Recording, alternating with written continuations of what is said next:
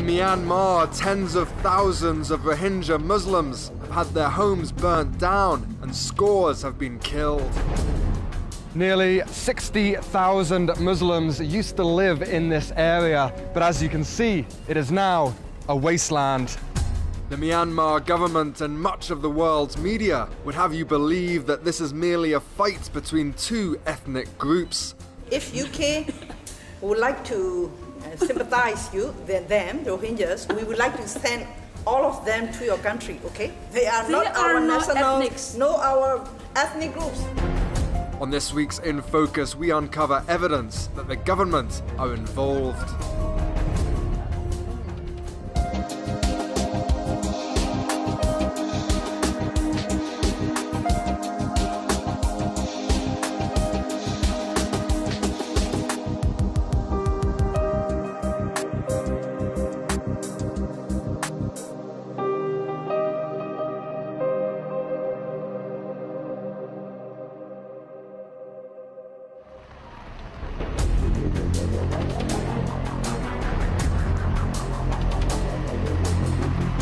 In Myanmar's capital, Yangon, we had arranged a meeting with a Rohingya Muslim politician.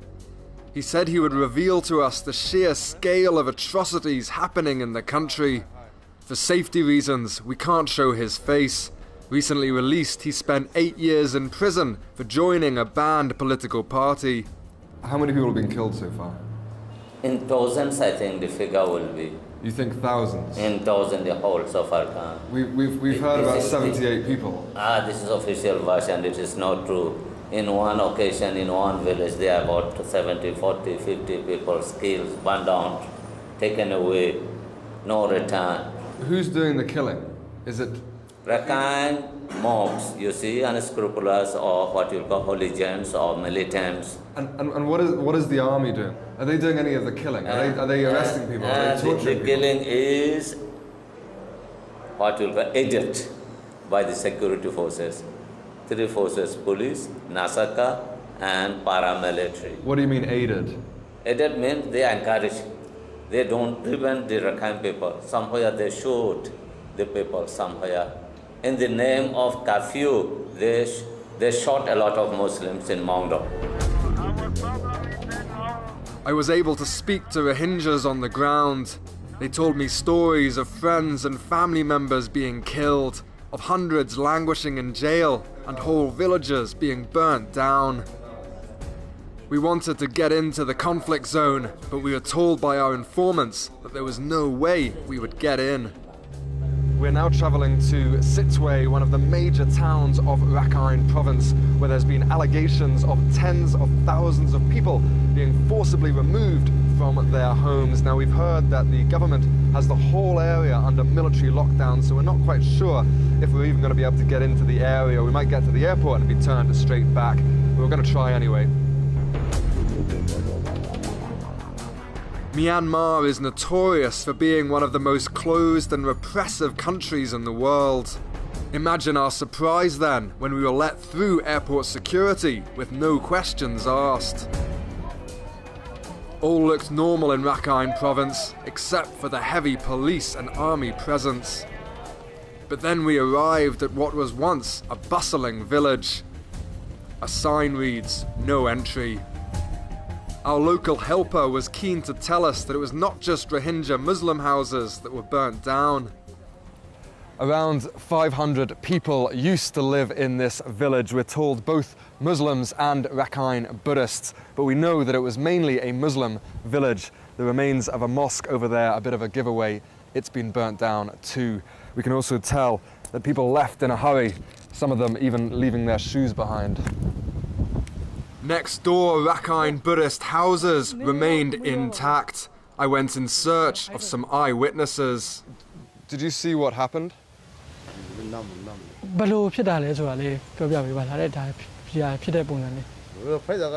He tells me that he fled the violence when it started, but that it was Muslims who started it.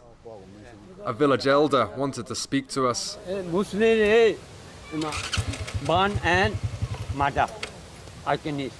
Have the Rakhine burnt any houses down? Nothing how in the Muslim house. All house is fire in all the Muslim house. No, Rakhine house. Rakhine people is no ban the Muslim house. Despite the elders' protestations, I found it hard to believe that Muslims would burn down their own mosque. What do you want to happen to the Rohingya? Rohingya have no any Rohingya. I asked our local helper to take us to see some Rohingya Muslims so we could hear their side of the story. He said it was too dangerous today. The military wouldn't let us. Instead, he took us to a Rakhine Buddhist refugee camp. He seemed very keen for us to see both sides of a story that was becoming more confusing by the minute. The few dozen refugees we saw were being housed in a Buddhist monastery. When we arrived, they were eating lunch. Some of the children were watching TV.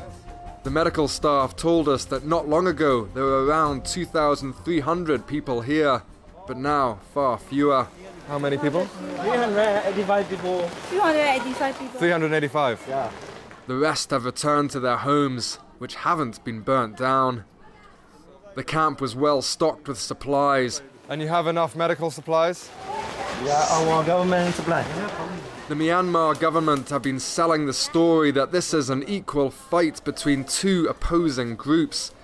They say that then they sent in the military to stop the violence. It's a story that Western governments have bought. They have either stayed silent or applauded the government's actions.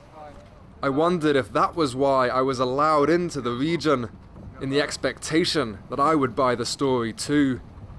The next day, what was really happening became clearer. This is the Nazi district in Sitwe town. On first sight, the devastation is truly shocking. Like the aftermath of a war or a natural disaster, only Muslims lived here. Nearly 60,000 Muslims used to live in this area, but as you can see, it is now a wasteland. First of all burnt down, and then the military came to clear the rest away. Nothing remains. There were schools here, and at least 5 mosques. Muslim shops nearby have been ransacked. All the surrounding houses are Rakhine. They have been left intact. Areas like this are scattered all across northern Rakhine state. Many tens of thousands are now homeless.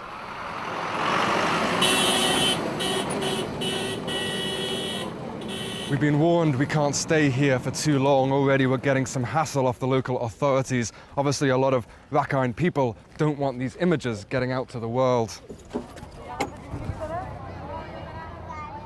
People were lining the road amongst a heavy security presence.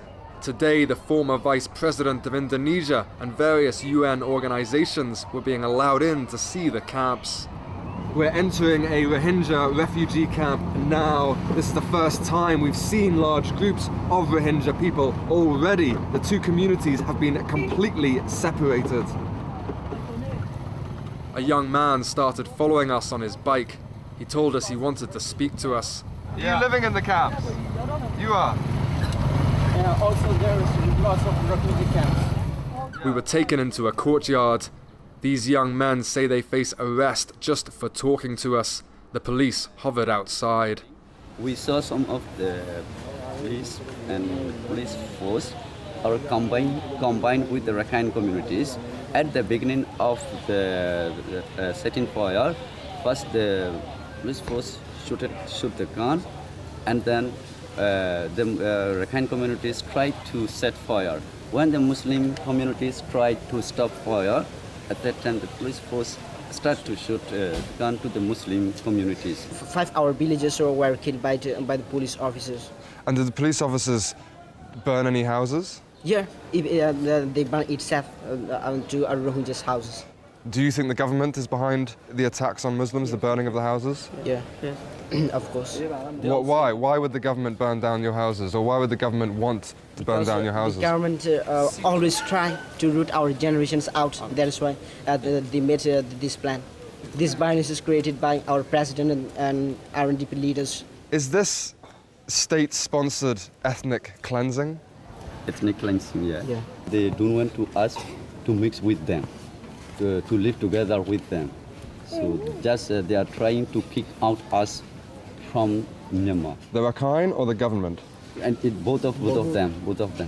Would you call this state-sponsored ethnic cleansing? Exactly it is. Otherwise they could have prevented these things within hours. Still they are not going to prevent it. They let it escalate. You see? Why didn't they protect this Muslim minority there? That means there is something behind. Why would the Burmese government be sponsoring this violence or allowing it to happen? Ethnically, they don't want Rohingya to live in Arakan, to let them live in Arakan. They want to get rid of Arakan to what you will call as annihilate them from Arakan state so that it becomes purely Buddhist state. Only Buddhists can stay there, Muslim cannot stay there. That means one thing. You blame the Burmese state? I don't blame the Burmese people, but the Burmese government is responsible for this.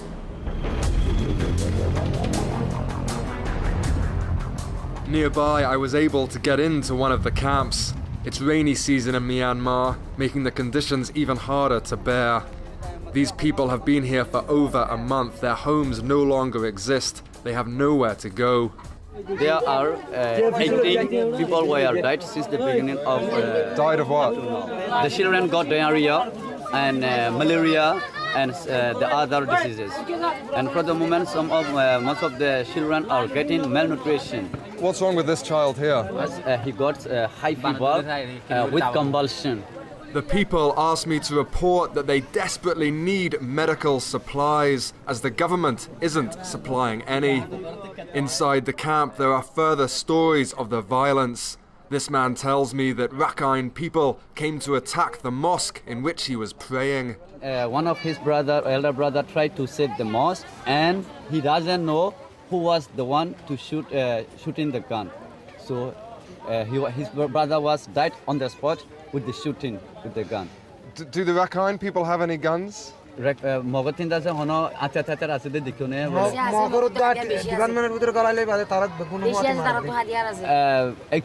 the Rakhine people don't have gun, but the police and police force department were together with the Rakhine communities, so they could not recognize who was the one shooting the gun. This is Imam, a local religious leader, also now a refugee. How many mosques have been burnt down in Sittwe? Do you know? 27 masjid. Why were these mosques burnt down? The Rakhine communities tried to ban the mosques as priorities. Around 2,000 people live in this camp, just a fraction of the tens of thousands who have lost their homes. We do get the impression that this is the camp with the best conditions. The army, the police have been able to come in, clean it up. People here are getting enough food to survive at least. But there are many more camps in the country, especially north of here, and we have no idea what the conditions are like there. People here tell me that they are dire. As I left the camp, I got the impression that these people wouldn't be leaving for a long time. Without help, some of them, mainly children, would soon be dead. Nearby, we saw the heavily escorted former Vice President of Indonesia's convoy. He, along with the UN and Human Rights Watch, have been some of the lone voices raising allegations of serious human rights abuses by the government. The silence elsewhere remains, including from Myanmar's recently released heroine, Aung San Suu Kyi. Back at the well-stocked Rakhine refugee camp, I was introduced to a local Buddhist head monk. I wanted to put to him one of the most surprising allegations I had heard. I've been told that some Buddhist monks have been stopping food, humanitarian aid, getting to Muslim people. He tells me that although he doesn't agree with them, he has heard that some monks have been stopping the aid getting through. Where do you think the Muslims should go now? You don't know. No idea. Back in the capital Yangon, I was invited to a Rakhine Buddhist cultural center for some re-education. First, I was given a lecture as to how Rohingya people are new to the country and should be regarded as instead illegal immigrants from Bangladesh. We have the Buddhist faith. You know, we can't do this like this, threaten like this to kill the one people. But the many Rohingyas have been killed. Many international organizations. Not by Rakhine people, you know. Not who by have they been Rakhine killed people. by then? But who have they been killed by? This is against between the Rakhine people and the Rohingyas. Rohingya kills Rakhine people. You see? But who's killed the Rohingyas? No, we don't kill them. But who's burning the Rohingya villages then as well? They burn themselves. Burn their houses. This is a very, very, The Rohingyas burn their own villages. strange thing. Their houses themselves. Because it's a right. It's a right thing. I'm sorry, I find that very hard to believe. Evidences. The situation is the situation is. Photos of what? Photos. They are burning themselves, their houses. Can you get them? Yes. Please. Perhaps unsurprisingly, they were unable to show me any evidence of Rohingyas burning down their own villages, but they did show me pages of gruesome images. For the first time, I realized how such levels of hatred could be reached. Under each shocking image, there were captions describing how Muslim people had done this. Pictures do speak 1,000 words, but it's impossible to tell whether any of them are true. They then showed me footage of events they said were filmed in Rakhine province. And who are these people? Yes, Muslim, you so-called Rohingya people. What you call Rohingya people, they come to ban Rakhine people. They come together with a lot of. So many ants. It is evidence. Why are they doing this though? Because they like to destroy. But there must be a reason they did this. I mean, come on, let's be honest. What they neglect to tell me is the stories that events like this happen because Muslim people were first shot by security forces. Where should they go now? Are they welcome to live in your state? They're not. So they should have nowhere. They should have nowhere. Nowhere. Today, the answer is nowhere. So what should happen to them then? What should happen? So, what should happen? The government say today is they put together in security effects and Bengalis are very and we have to. They would like to genocide us, you know. Genocide. Yeah. Bengalis would like to. Bengalis like to genocide Rakhine people. We believe it because of their manners, behaviors. For many decades. What are they like? What do you mean their manners? They are very rude, you know, very cruel. It seems a lot of people in Burma hate the Rohingya. Why is that? It is because the government is showing Rohingya as a danger of their state. You see, they are Rohingya, they are Muslim, their population is growing faster, and they will influence the whole country. One day they will become the dominant peoples in our country, and their religion, Islam religion, will be state religions of Myanmar. This is wishful thinking. We are just 1% or 2% of the total population. How can we grow and overwhelm the whole population? Is it imaginable and is it logical? No. Also at the cultural centre, I was able to see the effects of this propaganda firsthand on the most unlikely of subjects. Do you think any humanitarian aid should go to Rohingya people or Bengali people if they need it? No, and they should not have been there. Yeah. They shouldn't be in Rakhine. Yeah. So because they are not citizens. So does that mean they shouldn't be helped, even if they're starving? Yeah. You think the Rohingya Muslim people should leave the country? Yeah, that's right. Where should they go? I don't know stuff. But do you think the Rohingya people, the Muslim people there, are cruel people? Yeah, as far as I know, there are also a little cruel as other people, other religions. Yes. Why are the monks, the Buddhist monks, trying to stop humanitarian aid getting? Let us not discuss the questions of monks. is concerned to religion, you see. If my explanation is not liked by the public, it will become a big problem for me. You can't really criticize them. Let me not discuss the questions of monks. You can't criticize the monks. I think monks are also against us. People want... The women then showed me a letter they had sent to the government. We didn't live together with Bangladeshi people in these two towns, so authority, please be separate us. So authority agreed this, and the Bangladeshis were separated from this town. So the Burmese military are moving. Yes, military. Rohingyas to other towns. Other towns. No, other towns. The same town. The same thing town with the village, separate village. If UK would like to sympathize you, them, Rohingyas, please, we would like to send all of them to your country, okay? But they want to receive, but so many. Will you accept them? We have to find so many problems. We have to find this. Some people would call that ethnic cleansing. No, ethnic are us. No, not them, not them. They are not. We are ethnic ethnics. people. Real ethnic people are. We are ethnic. No Rohingyas. They are not our national. Ethnics. No, our ethnic groups. Please don't say it like this. Very angry. They are no ethnics.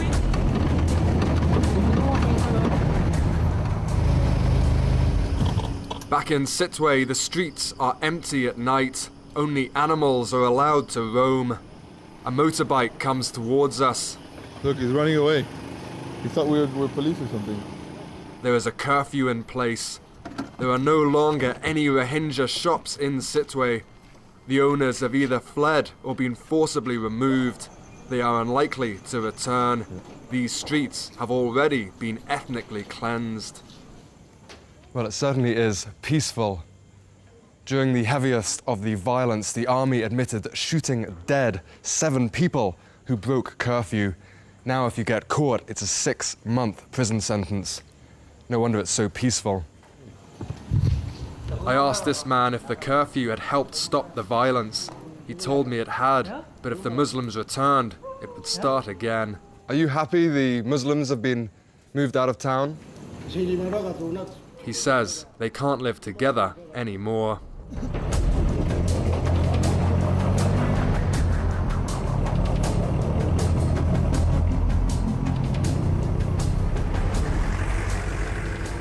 Can I ask everybody here, there seems to be a lot of hatred. Do you hate Rakhine people? No,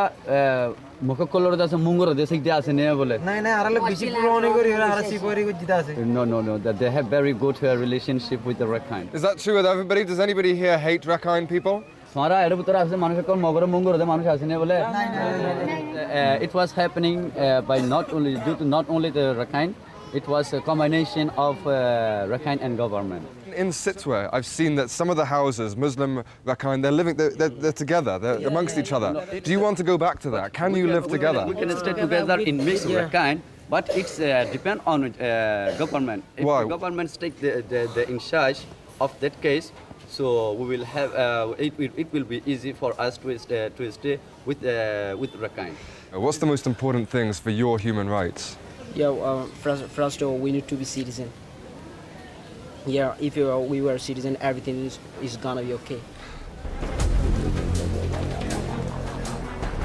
In the 2 days we spent in Rakhine province, we were only allowed passage through a fraction of the affected area. The rest is under strict military lockdown, off limits to aid organizations, human rights groups and journalists. I continue to hear horror stories from inside. Meanwhile, most of the world remains silent.